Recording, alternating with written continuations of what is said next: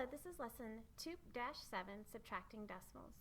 Our learning goal is to add and subtract decimals to hundredths and explain reasoning used. Use the decimal to line up numbers vertically before adding or subtracting. Borrow and regroup when needed. Use the opposite operation to check your subtraction. For example, we have 8 and 97 hundredths minus 2 and 82 hundredths. Let's line up the decimal points. We see that if we line them up, they are one right on top of another. So 7 minus 2 equals 5. 9 take away 8 equals 1. We reline up the decimal point, and 8 take away 2 is 6. Our answer is 6 and 15 hundredths. And just drag the decimal point straight down. Oops, let's go back. Make sure you write down your learning goals.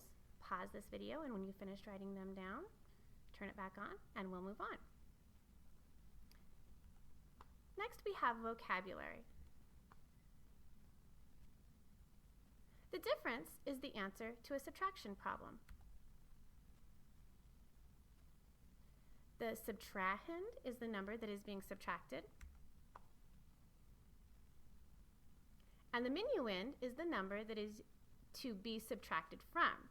So we start with the minuend. It's going to be the big number. We subtract the subtrahend, and we get the difference. Oops, let's go back. Go ahead and write these down in your math journal. And when you get done, you can turn this back on, and we'll continue. Here are some strategies for subtracting decimals. Line up the decimals vertically before subtracting. Remember the invisible decimal that lives at the ones place to the right of the number. So all whole numbers have an assumed decimal or an invisible decimal behind them. So if you don't see a decimal, it's at the end of the number after the ones place. Here are some more strategies. If a number has less digits, add a 0 to fill in the empty spots at the end of the number to keep place value. Check your work using the opposite operation. So if you're subtracting, you can check your work by adding your answer to the other number.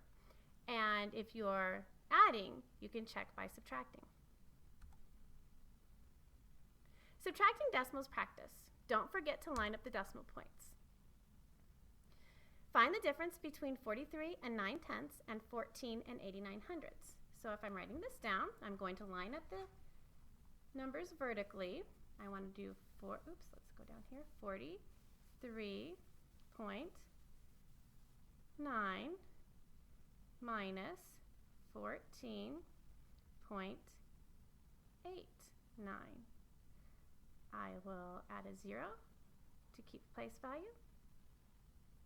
Then I will subtract.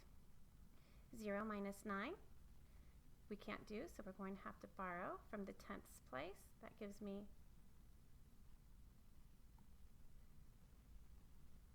I'm not even touching that button. Okay. 8 tenths and then 10 thousandths. Okay, so 10 hundredths. So 10 minus 9 is 1. 8 minus 8 is 0. Line up the decimal point.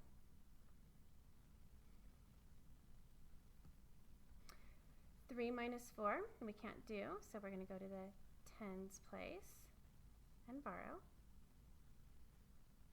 That gives us 13 ones. 13 minus 4 is 9. And 3 minus 1 is 2. So our answer is 29 and 1/100th. Let's move on. That looks like a decimal point there, and that is not supposed to be there. Why is that there?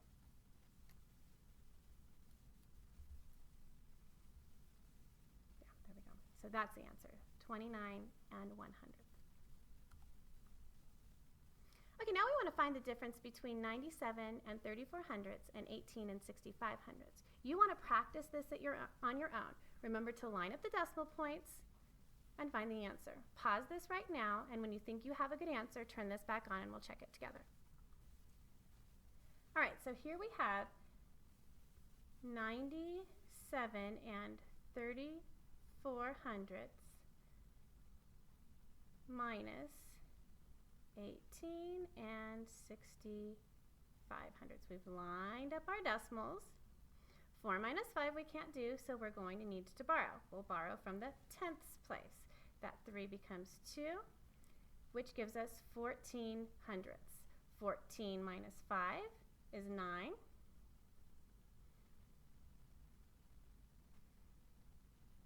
2 minus 6 we can't do, so we're going to borrow from the ones place. This 7 becomes 6. This 2 becomes 12, so now we have 12 tenths. 12 take away 6 is 6.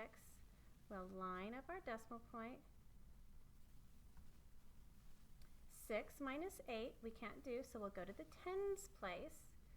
9 becomes 8. 6 becomes 16. 16 take away 8 is 8. And 8 take away 1 is 9. Our answer is 98 and 69 hundredths. If that's what you got, give yourself a pat on the back. If not, you'll want to make your corrections before moving on. Let's move on. Now we have 97 and 34 hundredths minus 18 and 658 thousandths. So let's write that down, lining up the decimals. 97 and 34 hundredths minus 18 and 658 thousandths. Going to want to put a 0 up here to keep my place value.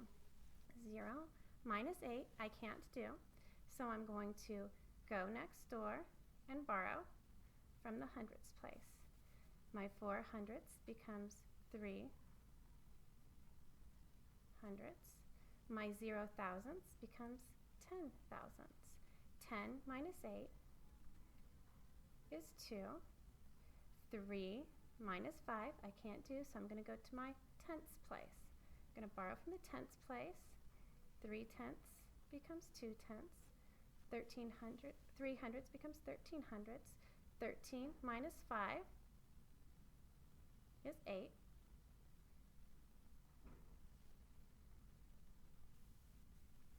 2 take away 6 I can't do, so I'm going to go to the ones place. My 7 in the ones place I'm going to borrow from. It's going to become a 6.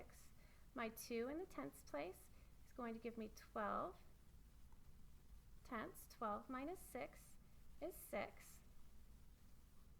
I'm going to line up the decimal point. Then 6 minus 8 I can't do. I'm going to borrow from my tens place. 9 becomes 8. 6 becomes 16. 16 minus 8 is 8. 8 minus 1 is 7. So I have 78 and 682 thousandths. Did you get that? If so, give yourself a pat on the back.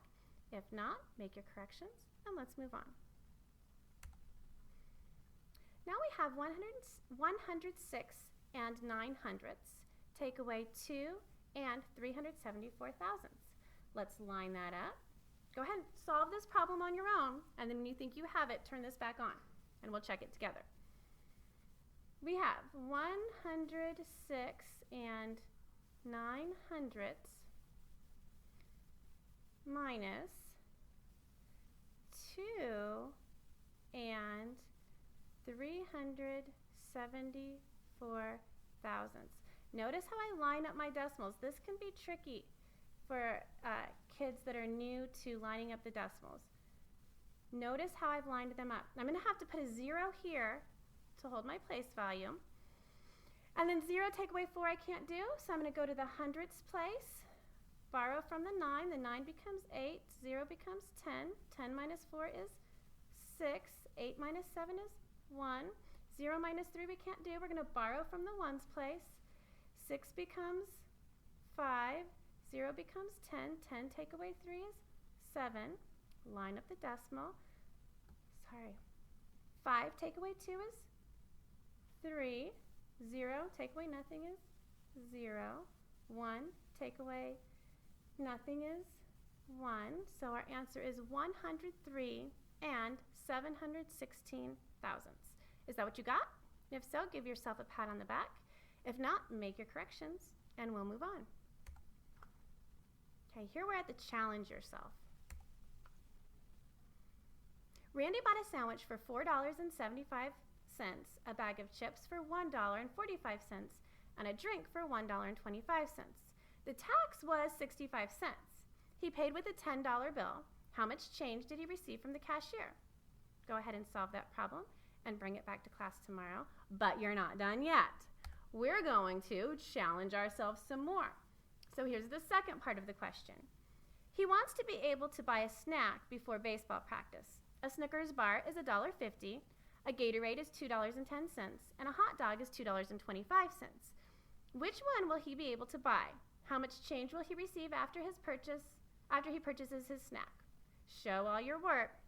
Lots of steps to this problem, so be careful. Finishing up. Do you have the practice problems written in your journal? Do you have the challenge problem written in your journal? You have completed lesson 2-7. See you tomorrow.